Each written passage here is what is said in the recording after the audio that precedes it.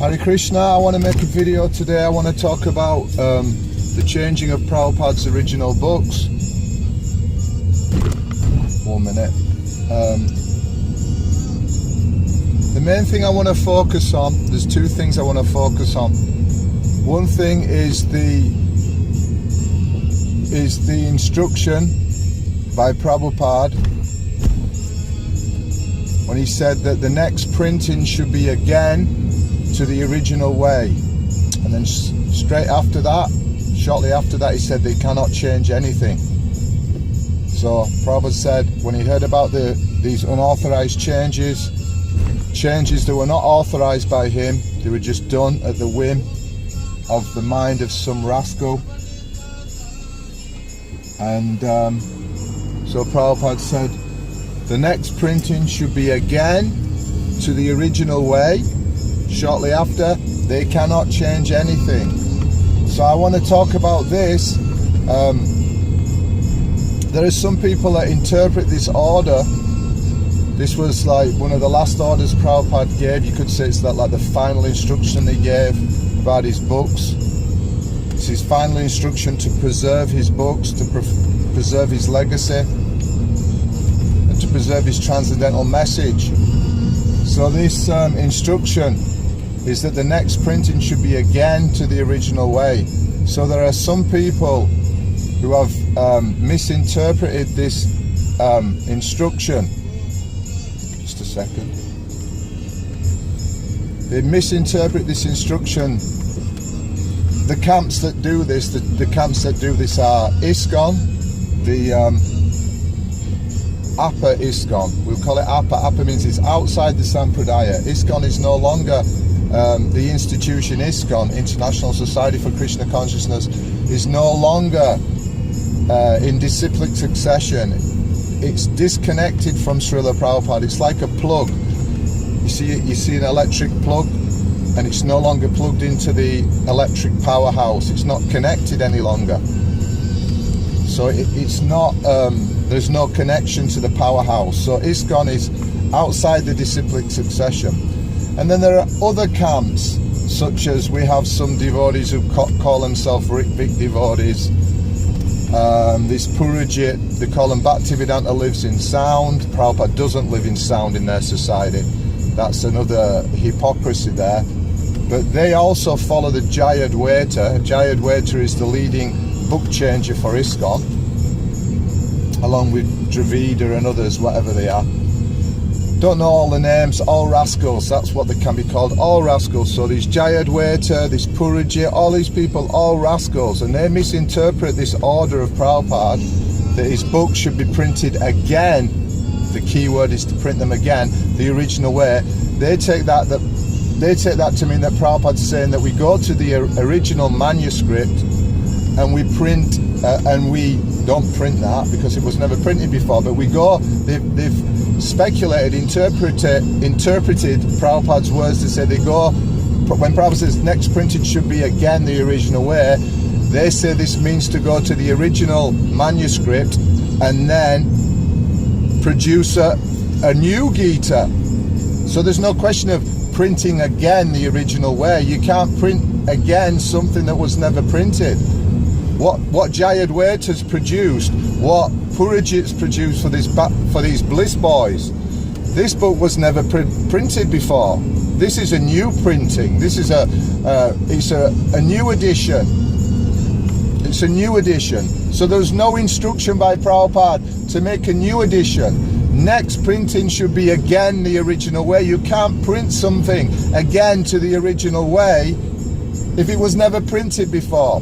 So they're clearly misinterpreting Prabhupada's words here. There is no question of reprinting again something that was never printed. If it was never printed before, how can you again print it? Jayadvaita's version was never printed before. Purujit's version was never printed before. It's never been in print before. It's a new print. So where's the question of print again the original way? Again. You can't again. Something again, it means to repeat it again, do it again. You can't reprint it again the original way. if you produce something new. Jayadvaita's Gita's new. It's his Gita. It's his unauthorized version. And the same with Purujit. These Bliss Boys, these rascal Bliss Boys. It's their Gita. It's not, again, the original way. It's their concocting. They're taking their little minds and they're producing their own Gita for their own name, fame and adoration. And they're going against Prabhupada's order to print the book the original way. And then why would Prabhupada give an order if we take the order that, if we take the interpretation of Prabhupada's order about his books, if we take Jayadvaita's version and we take Purujit's version of this order, then that means Prabhupada's making his books like a prostitute.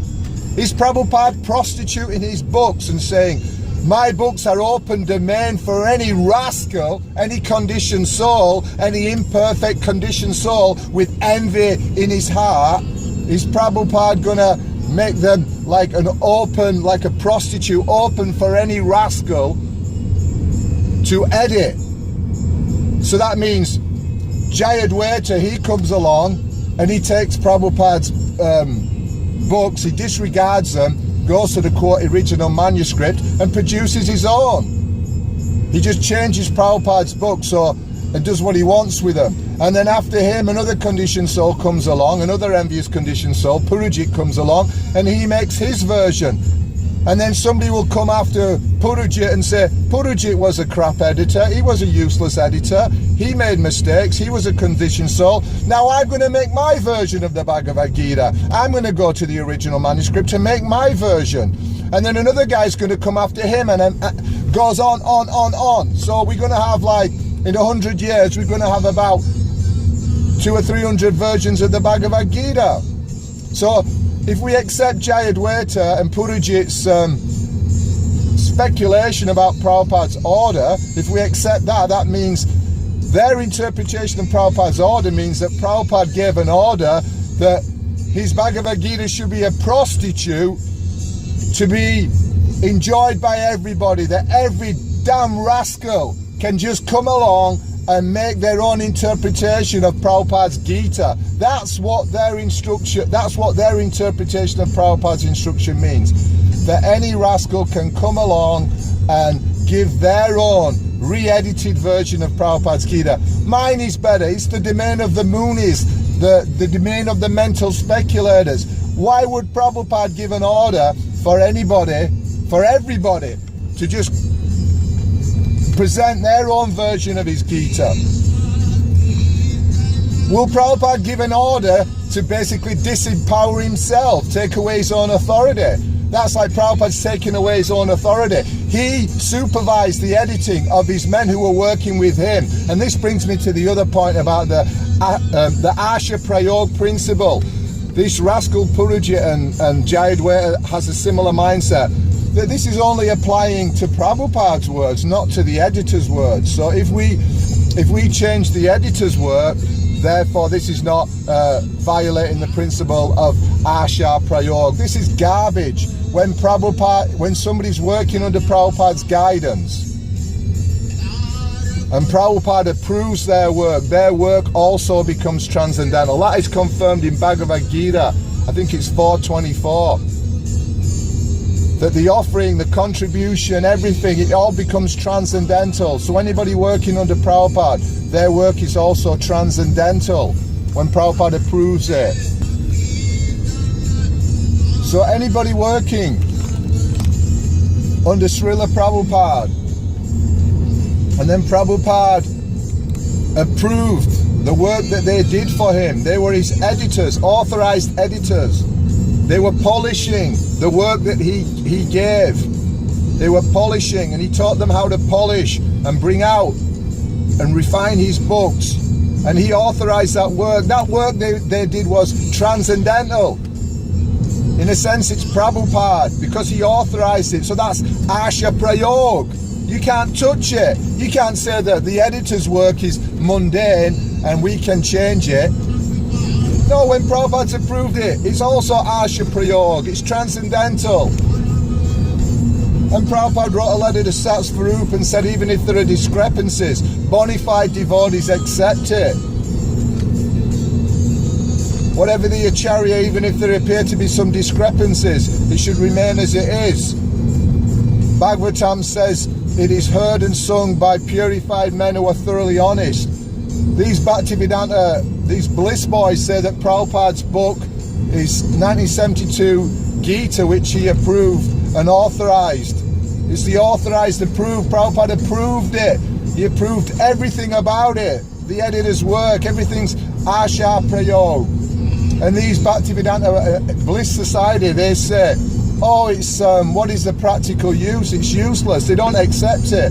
That means they're not purified men. They're not thoroughly honest. They're not bona fide disciples, not bona fide devotees, because Prabhupada said bona fide devotees accept it even if there's some discrepancies. So why would Prabhupada give an order that the next printing should be again to the original way? Why, if we accept that the interpretation of these Bliss Boys and Jayadvaita, then what it means is that Prabhupada's saying, my books are open domain for any rascal, any envious rascal to come along and go to the quote original manuscript and present his version